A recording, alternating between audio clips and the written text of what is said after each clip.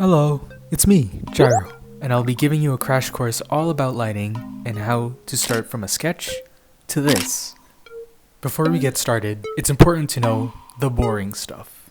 When it comes to lighting, we have two things, light and dark. Simple, right? Haha, wrong.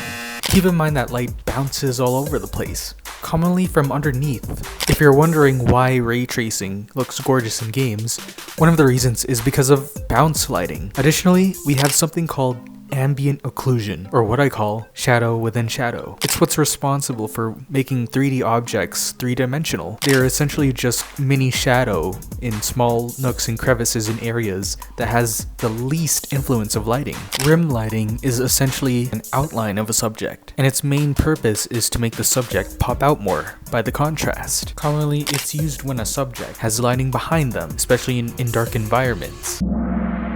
That's pretty much the common key elements that an artist should know when it comes to lighting. However, as much as it's simple as it is to learn, it slowly gets complicated over time by keeping mind of midpoints, cast shadows, form shadows, highlights, fill lights, key lights, the Terminator. Let's apply these simple concepts to a sketch of mine that I did. This guy's name is Lewis. Say hi, Lewis. And we're going to be referencing the lighting from this scene from Pixar's Soul. It's such a simple scene composition-wise, but the lighting artist brought a ton of effort in this one shot in particular, making it really gorgeous to look at. Before we start applying the light, well, let's just drag Joe out of the frame. Hello. For me, my usual method is going from dark to light, painting in the lighting as I go. Number 1, prep your character in a solid base color. Optionally, have your sketched out lines, preferably brown, or anything that isn't completely black. The reason why is that it adds more subtle color variety without having that muddy, washed out look. Which is funny because it's the same technique used in traditional oil paintings. After applying your base colors, determine what environment your character is first, and with one multiply layer, imagine what your character would look like if they were just completely covered in shadow. For Lewis here, he's in a dominantly warm environment in a barbershop, so his shadow in the multiply layer would have a warm tint. Number 3, let's apply our ambient occlusion with the same multiply layer. Reminder to tinker around that color wheel to have some color variety. Rule of thumb is that 1, if the object is in shadow, and 2, if the object is touching or is being overlapped between another object, paint the ambient occlusion there. Common places ambient occlusion occurs are underarms, neck, fingers, and whatever this thing is. Number 4, time to apply our lighting.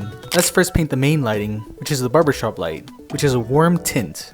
After that, we can paint some cool lighting being casted from the window. Why I personally love this is that blue and yellow complement each other very nicely, and if you're a fan of color theory like me, then definitely take advantage of that existing knowledge when it comes to painting light. Number 5, lastly, apply the bounce lighting. These are commonly emitted from the ground, and the color from the ground will reflect the surface of the subject's clothes and skin. Finally, feel free to render out the details by painting over the sketch you did, and with that, you've got yourself an illuminated illustration from a simple sketch and a simple background. Hope this quick tutorial helps. It takes quite some time to get used to learning lighting, but with time and understanding of how light works, you can get yourself a pretty effective composition of lighting. Happy painting!